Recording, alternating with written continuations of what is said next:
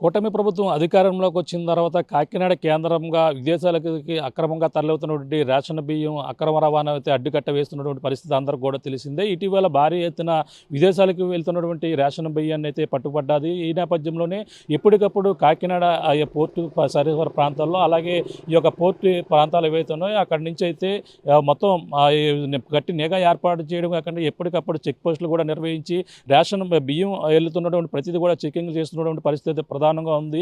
ఈ నేపథ్యంలోనే తాజాగా 4 లారీల్లో అక్రమంగా తరలిస్తున్నటువంటి పీడీఎస్ బియ్యం పట్టుకోవడం మళ్ళీ ఒకసారి కలకలం రేగిందని చెప్పాలి. ఈ నేపథ్యంలోనే ఈ యొక్క కాకినాడ పోర్టు సమీపంలో ఉన్నటువంటి ఏదైతే ఈ యొక్క బొంబాయి కాటా వద్ద అయితే లారీలు అయితే ఒక 4 లారీలను అయితే గుర్తించారు. 4 లారీల్లో ఉన్నటువంటి రైస్ని అయితే పీడీఎస్ బియ్యంగా గుర్తించినటువంటి పరిస్థితి ఉంది. ముఖ్యంగా లారీలు పట్టుబడినటువంటి లారీలు చూసుకుంటే ఏపీ 37Y7849 29 మెట్రిక్ టన్నులు లారీల్లో ఉన్నట్టుగా గుర్తించారు. అలాగే ఏపీ 16 TX 4046 నెంబర్ గల లారీల్లో 25 మెట్రిక్ టన్నులు, అలాగే ఏపీ 21 TW 9242 నెంబర్ గల లారీల్లో 28 మెట్రిక్ టన్నులు, అలాగే ఏపీ 05 T066 నెంబర్లో గల లారీల్లో అయితే మొత్తం 14 టన్నులు, మొత్తం అంతా చూసుకుంటే 92 మెట్రిక్ టన్నుల రేషన్ బియ్యం అక్రమంగా తరలిస్తున్నట్టుగా మొత్తం 4 లారీల్లో ఉన్నట్టుగా గుర్తించినటువంటి పరిస్థితి ఉంది. ఈ నేపథ్యంలోనే అక్కడ పోలీసులు అయితే వారు అక్రమంగా తరలిస్తున్నటువంటి రేషన్ బియ్యం స్వాధీనం చేసుకున్నారు. అందులో ఉన్నటువంటి 92 మెట్రిక్ టన్నుల రేషన్ బియ్యాన్ని అయితే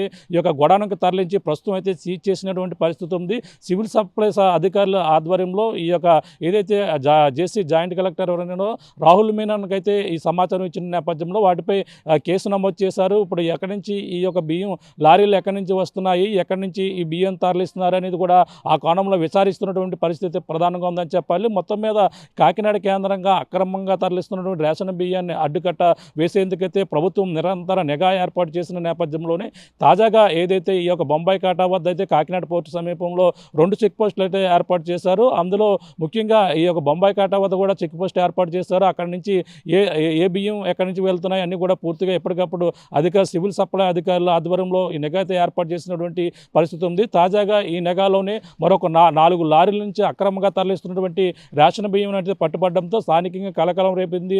అధికారులు ఎంతనే అప్రమత్తమయ్యారు. ఈ బియ్యాన్ని వెంటనే స్వాధీనం చేసుకోవడం కాకుండా పోలీసులు ఆ 4 లారీలను కూడా సీజ్ చేసినటువంటి పరిస్థితి ఉంది. దీనిపై ప్రస్తుతం వాటిపై క్రిమినల్ కేసులు కూడా నమోదు చేసినటువంటి పరిస్థితి ఉంది.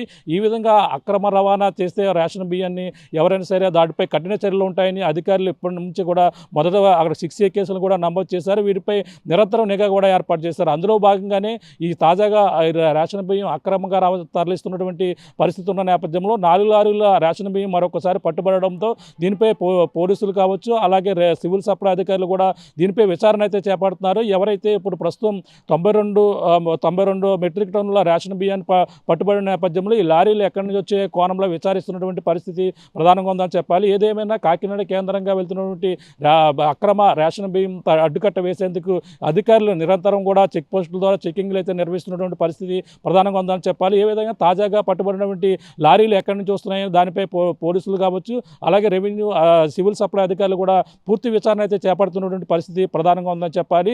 ఈ లారీలకు సంబంధించిన యజమానులపై కూడా కేసులు నమోదు చేసినటువంటి విచారిస్తున్నటువంటి పరిస్థితి ప్రధానంగా ఉందని చెప్పాలి. ఇది కూడా తాజా పరిస్థితి. మరిన్ని వీడియోస్ కోసం ఛానల్ ని సబ్స్క్రైబ్ చేయండి. లేటెస్ట్ అప్డేట్స్ కోసం వాట్సాప్ ఛానల్ ని ఫాలో అవ్వండి. ఆ లింక్ డిస్క్రిప్షన్ లో ఉంది.